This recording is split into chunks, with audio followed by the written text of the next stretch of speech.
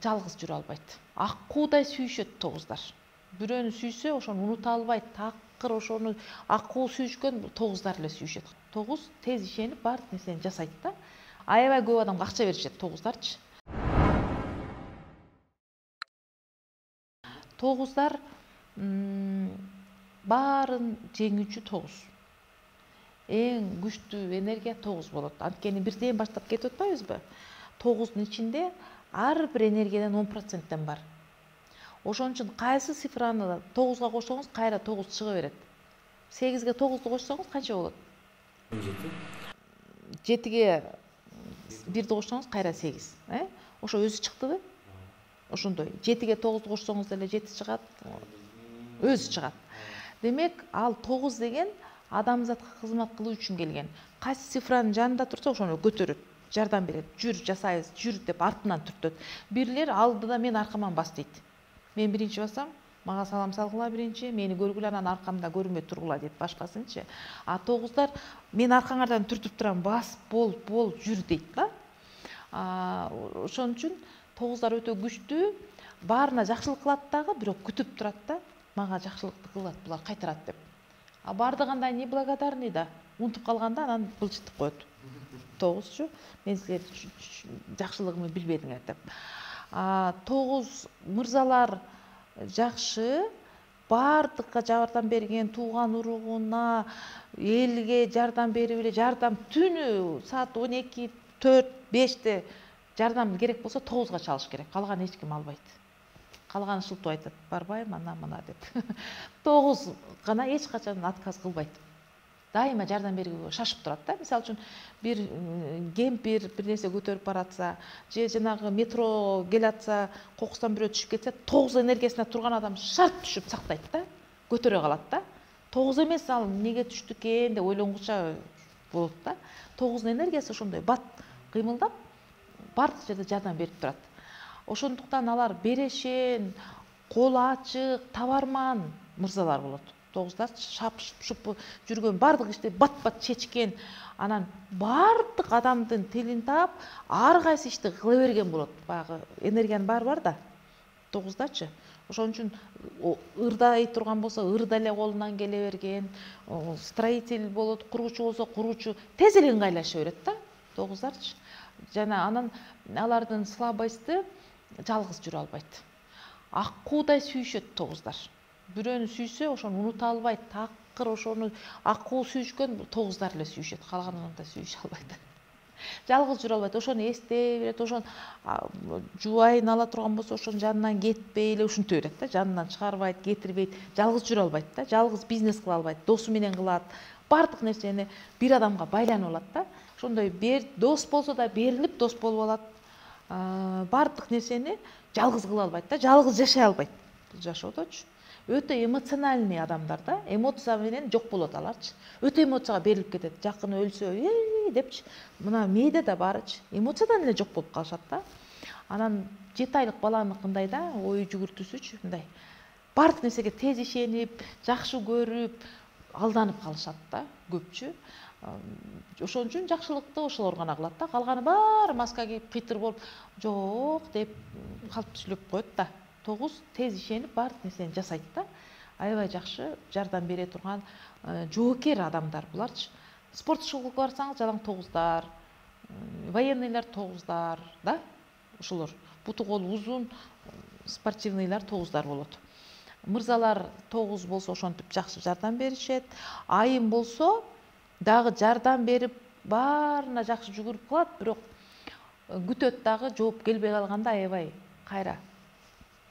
Булар кылганын кыяматын чыгарат да. Мен буга жакшылык кылдым эле, кылбады деп эмоцияга аябай берилгенде алар унутуп калат дагы, көбүнчө бала чакасына көп эме тийип калат да. Тогуздар дагы көп зыян берип коет. Паранойя болуп кетишет да. Ошондуктан тогуздар дагы чакырам чайга. Өзүн таанып алса, жакшылыгынын бир тыйын, жамандыгын көп тийгизип алат да, жаш өткөн сайынчы. Тарына беришет да баарыначы. Мен тигиге жакшылык кылгам, буга жакшылык кылгам. Аябай көп адамга акча беришет тогуздарчы. Ана криптовалютанын баарына тогуздар жүрөт. Бүт ошол жака акча салышат. Анан банкрот болушат, колунда акча турбайт. постоянно алданат. 7 айлык балаңдыктан баардык достору дос эмне акча салсаң тест чыгат деп алдайт да 9-дун баарынча. Анан эле ыйлап басып жүрүшөт. Тиги мен жакшылык кылсам ол мени бул жака апарып салып койду. Бул мынтти, тигини мынтти деп элечи. Бул деген сөз жоопкерчиликсиздик. Ал жоопкерчиликти досуна үйүп атат. Жоопкерчиликти үй бүлөсүнө, башка адамга, өзүнө жоопкерчиликти албаган адам ушинтип жем болот. Ар кимдин өзүнүн напсиси ушундай да, 9 напсиси баарына жакшылык кылам, мен баарына колум ачык, мен акча берип баарын мыкты адам болом деп ойлойт да. Бардык адамдар напсисинин кулу. Ал программада жүрөт. Эч ким программасынан чыга албайт. Өзүнүн мээсинен чыгып кеткен адам жок. Баары сыноого келген. Баары трансформация болуш керек. Анан несине тарынат 9? Мисалы 8ге берсе, 9-9'un акчасын алып эч качан кайтарбайт. Эч качан ала албайт кайра 8-денчи. Анан тарынат, мен буга дос деп ойлопмун, экөөбүз бизнес кылдык эле, бизнестин баарын 8 тартып алды дейт. 8дер бардык жерде бизнес тартып алат, чорный риэлторлор 8, бүт жерде 8ге өтүп кетет баары. Анын энергиясы акчаны тартып алат да. 9га дос болуп жүрүп калып калат, жумуш жасап атып акчасыз. Анан капа боло берет. Эгерде трансформация боло турган болсо, жоопкерчиликти өзүнө алат дагы, эме таарынбайт. Үй бүлөдө баардыгы сыноого келген. 9 менен 8 үй бүлө боло турган болсо, ажыраша турган болсо, акчанын баарын 8 алып кетет. 9'un эч нерсеси калат. Кантип байланыссак болот деген силерге суроолор көп түшөт да. Ошо суроого кандай жооп берет? Мен жардамчы кыздарымдын телефонун берип коеюн, сизге астына жазып коюңуз, азыр телефонун жандырып карап берип коем. Жеке консультация алса болот. Сүт сай боюнча кызыккандарды жеке консультация алыңыздар деп айтмакчымын. Мастерлерден, дипломдуу мастерлерден. Азыр бардык жакшы нерсенин самопалы барда эле, сүт сайды окубай эле эме бергендер аябай көп экен. Консультация бергендер. Алар бузуп жатышат. Бүтүндөй ката элди дүрбөлөңгө түшүрүп, коркутуп, туура эмес маалыматтарды беришет да. Ошон үчүн эгерде менин ошол телефондогу жардамчыларыма кайрыла турган болсоңуз, мен өзүм тарбиялап аткан шакирттерим бар, бир канча сүт сай мастерлери, шеберлери. Ошолордун телефондорун берем дагы. Ошол жерден алар тандап берет азыр адамдардын кимисине кайсы мастер жакшы түшөт, энергиясына карапчы. Ошону беришет. Анан эгерде айым болсо, айымдар клубуна чакырып кетем. Тоже ошол телефондон жооп алса болот, кантип кирсе болот, эмне болсо болот деп. Ал жерде мен аябагандай майдалап, чүйдөлөп, кыргыз айымынын турмушунда кантип өзүнүн коломтосун кармап, балдарынын энергиясын бузбай кичинекейиненчи. Бардыгы таланттуу да, талантсыз адам жок. Кандай үй бүлөдө төрөлсө дагы ошол аялдын колунда көп нерсечи, ошону бүт билген билим менен бөлүшөм. Эгерде ким трансформация болгусу келсе, аябагандай көп айымдар трансформация болуп калышты азыр. Айымдар клубунда оорулары кетип аткан, молдокожого барбай калышты, психологко барбай калышты, жалган жулган тренерлерге барбай калышты азырчы. Ар жерде окуп жүргөн, мисалы 3 миссия 3-төр окуй эле берет. Майнабы жок. Акыры горе атыма болот. Ошолор трансформация болуш керек, жөн эле окуй бербейчи. Айымдар клубуна келип, бардыгы өзүн таап, таланттары ачыла баштады. Үй бүлөлөрүндө күйөөлөр жакшы иштей баштады, акча таба баштады күйөөлөрүчү. Ошол жактан эле чыкпай жүрөр, ошо Акшоланын клубунан чыкпа деп эле мырзалар азыр түртүп киргизип атышат айымдардычы. Демек бул результат деп ойлойм. Ошондуктан айымдарды клубка чакырам. Анан мырзаларда көбүнөн кап болуп жазышат, мага айымдардан ашпай койдуң го деп элечи. Мен айтам, кыргыздын мыкты мырзалары сүт сайга келип окугула дагы мырзаларды көтөрүп алгыла өзүңөр дейм. Ал силердин ишиңер. Жанат агайга окуучу болгула деп айтат элем менчи. Себеби азыр ааламдагы единственный адам, жалгыз адам десем да болот, бул билимди билген, чыныгы устат, необычный, өзгөчө устат. Бир дагы адам устаты жок өспөйт. Ол жалган, өзүм жасайм дегенчи, сөзсүз күчтүү устат таап, ошого жармашып, анан өсүш керек мырзаларчы. Азыркы мен билгенден азыркы ааламда эң күчтүү устат Жанат Кожомжаров да. Мырзаларды мен ошол жака барып окугула дагы агайдын акылын уурдап алыңыздар демекчимин.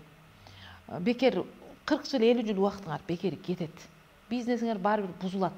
Себеби азыр кайгылгандай көп казак жигиттери, еврей жигиттери, орус жигиттери агайды ээрчип жүрөт, бучкактап. Көрүп атасызбы? Ошолор бизнесмендер келет да, Майамиде, башка жакта чоң бизнестери барлар, миллиардерлер келишет, анан айтат да, канча жыл мен банкрот болдум, мына жылдары. Мен ушуну билгенде ушуну кылмак эмес экем. Мен канча ажыраштым, канча үй бүлөмдү кетирдим, мен канча балдарымды ооруттум, жок кылдым. Мен ушуну билгенде кап деген мырзалар көп. Келгенден кийин бармагым иштегенчи. Ошон үчүн бул алдын ала келаткан кризисти билим алуу менен жоёсуң. Агайды көргөн болсоңуз көрүп атасыз го, Сейшел аралдарында богатыйларды отургузуп алып эле айта берет го, беттерине анан айтат го, менде тренингден жөн эле трансформация болуп атасың. Окуп алсаң, сен турмушта ушудан өтөсүң баары бир. Үй бүлөңү жоготуп, акчаңы жоготуп, андан көрө билим аркылуу өзүңү карма депчи. Мындайча айтканда, Жанат агай бизди өзүбүздү сактайт. Биздин напсибизден сактайт да. Биздин напсибиз деле түбүбүзгө жетет да, эч ким душман жок бири-биринечи. Адамдар напсилери менен келишпей калат да үй бүлөдөчү. Эки напси бирин-бири жок кылып коет. Бул билимден кийин напсилерди оорутпастан, напсилерди бакыт издеген напси же болбосо бакыт издеген эго тарбиялагандын жолун үйрөнөбүз Сүтсайданчы. Анан ар бир адам өзүнө өзү шамчырак болот. Бирөөнүн айтканы менен жүрбөйт да. Себеби ол башка адам сага башка маслихатты бере берет да, сага туура келбейт анын айтканычы. Хакамада 4, ал өзүн эптеп алсын, мисалы үчүн YouTubeга чыгып эле маслихат бере берет. Ал бардык адамдарга айтыпчы, бардыгы андай ойлонбогондуктан аныкы өтпөйт. Ушундай да, Тони Роббинс 2, өтө күчтүү коуч, бирок бардыгы 2 эмес да. Ал ойлонгондой 7 такыр түшүнө албайт, тез кыймылдайт, 9 укпайт аны, кандай коуч болсо дагы. Ошондуктан бул Сүтсайга келсе, мырзалар өзүн тапат, өзүн тапкан мырза үй бүлөсүн сактайт, бузбайт. Үй бүлөдө мырза менен айымдын бактылуу болсо, балдар өзү эле талант ачыла берет. Аллах жаратканда, жараткан берген таланты мененчи, биз жараткан берген талантты ачмак тургай жаап жок кылып коюп атабыз билимсиздигибизден. Ошон үчүн билим алыш керек болуп атат азырчы баарынан. Ошол айымдар клубуна айымдар чакырам, телефондорду берип коем сизге. Кимге керек болсо Сүтсайга келиңиздер, өзүңүздөрдү табыңыздар. Анан ар бириңиздер өзүңүздөргө шамчырак болуңуздар.